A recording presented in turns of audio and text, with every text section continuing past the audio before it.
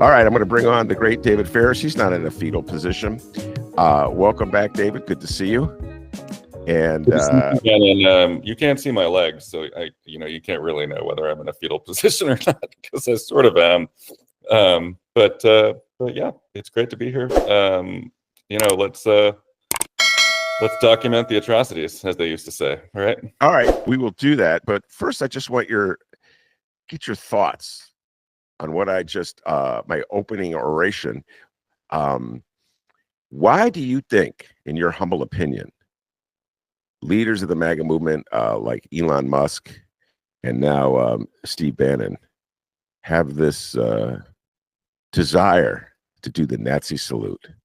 What's going on here? Well, I'm sure your listeners are familiar with Occam's razor, which is holds that the simplest explanation is typically the one that is correct. And the simplest explanation of why so many people in MAGA world are doing Nazi salutes is that they're Nazis. So, this is a group of people that I think sympathizes and wishes to emulate various authoritarian movements around the world. I don't think that they have the exact same, set of ideologies and animuses as the 1930s Nazi Party in Germany. But the Nazi salute is a little like nod, nod, wink, wink. I think inside joke at this point between MAGA people, and it serves a dual purpose. It's like, like they think we're Nazis, so I'll show them a little, we'll throw them a little bone with this little salute, but then we'll go out and deny it. And then groups like the ADL are like, we've watched the tape, and we just think it was just a heartfelt gesture on the part of Elon Musk, and everybody needs to turn down the temperature. And it's like, the people who are responsible for turning the temperature down are the people in charge of the country. And as you noted, MAGA Republicans now control the Supreme Court, the House of Representatives, the U.S. Senate, and the presidency. And they're all operating on the fumes of this Supreme Court decision from last year that granted Donald Trump such sweeping immunity that he obviously thinks that he can commit a variety of crimes on a daily basis and get away with it. So the Nazi salute, to me, is a sign of like their impunity, or like their sense of their own impunity. It's not like we're about to do the concentration camps necessarily, right? It's a signal that the people in charge of the MAGA movement believe that they can move the line wherever they want it, and that wherever they move the line, that's where the line is, and they can cross it whenever they want. So it's an expression of contempt for our norms and our democracy, our sense of normalcy, and our sense of safety. And they have launched this multi-pronged assault on basically like everything that we have come to take for granted as Americans, our relationship to the federal government, and any sense that the president of the United States has any restraints on him whatsoever. So that's what I think is going on there. Yeah. It's not great. No, it's not great. It's not great. And before I move on, ADL, come on, we need you now. This is not the time to hide, okay? Can't be found for comment when the ideological mastermind of MAGA is giving the Nazi salute and then nodding his head like, yeah, I did it. I did it. All right, you mentioned people who are like, like really, really cued into like every random comment made in like a freshman seminar at Columbia, and then they can't be reached for comment when like the president's chief allies are doing Nazi salutes. Like, I think there might be a little bit more going on there than phone tag, but I don't. Yeah. What do I know? And what do you know? All right. Let us discuss in detail something you referred to in passing, documenting the atrocities.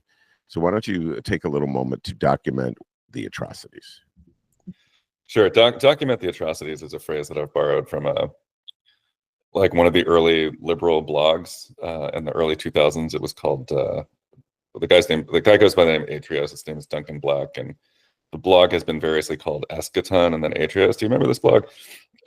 Just a very a lot of very, very short posts. Got to start just sort of ripping on the Bush administration every day for 8 years. So there was a daily post on that website called "Let's Document the Atrocities." and just like run down all the stupid stuff that the George W. Bush administration was, all the bungling and warmongering and a lot of decisions that we're still living with today. So I'd say like chief among the atrocities this week, anyway, was the president of the United States sort of publicly embracing Russia's invasion of Ukraine, characterizing it as the fault of Ukraine, calling Ukrainian President Volodymyr Zelensky a dictator, and then cutting Ukraine out of the negotiations, which Trump is conducting with Russia in Saudi Arabia without any Ukrainian representatives. A sequence of events that, you know, in my estimation, has like basically blown apart the Atlantic Alliance, and is going to lead to like a variety of like really, really bad outcomes. I think including like what we call in political science a nuclear proliferation cascade, where states that had previously regarded themselves as secure under what we call the U.S. nuclear umbrella start to understand, and I think rightly so, that the U.S. is no longer committed to that alliance, would not come to their aid in the event of a Russian invasion, and really can't be trusted to, you know, to retaliate in the event of a nuclear strike on one of our members of NATO. So this is broader than Ukraine, right? I mean, it's bad enough that the president of the United States, the ostensible leader of the free world, is siding publicly with one of the most brutal dictators in the world, in his quest to dismember, you know, a democratic ally of ours. Not in NATO, but it is a democratic ally. We've spent billions and billions of dollars over the past 4 years helping preserve Ukrainian sovereignty and, you know, assisting in the really, you know, heroic and improbable exploits of the Ukrainian military, which has been taking on an adversary like many times its size and strength, and doing really well. And Trump came into office and decided to just sell them out. And he told everybody that's what he was going to do. You know, I mean, that's like the thing that I just can't understand the decisions that the American voters made in November of 2024, when virtually everything that's happening now, I would say with the exception of just giving Elon Musk the keys to the federal government, which that has been an unpleasant surprise, but like pretty much everything else they're doing was part of the campaign. Said it in public a million times. He's going to end the war. He basically told us he was going to do it on Russia's terms. You know, like literally cutting Ukraine out of the negotiations is like one of those things where I describe the new Trump administration as like, I had very apocalyptic expectations and they've exceeded them in terms of how bad it's been. And so that's an example of like, I expected it to be bad. It's actually been worse. But, you know, is it surprising based on what he's been saying for 4 years? I mean, he obviously has a personal animus against Zelensky, who would like, considers to be part of his first impeachment, and like this, you know, like Ukraine has just been like weirdly bound up in the Trump era from the beginning. You know, Hunter Biden, Burisma, all this stuff, right? It's just like Ukraine, and to Trump, it's just like a problem. He wants to cut it loose, take the easy road, which is to just align with the world's authoritarian governments, do some smash and grab, like expansionist foreign policy. We're making threats against our allies. You know, small democracies that are functionally defenseless without us. And that's America, right? I mean, we've gone from the cornerstone of an alliance of democracies to, you know, what looks like the United States is like basically a malevolent and malign force on the world stage. And you don't have to like have like a childlike view of American foreign policy over the last 80 years. Like it has not all been good, right? But certainly this is worse.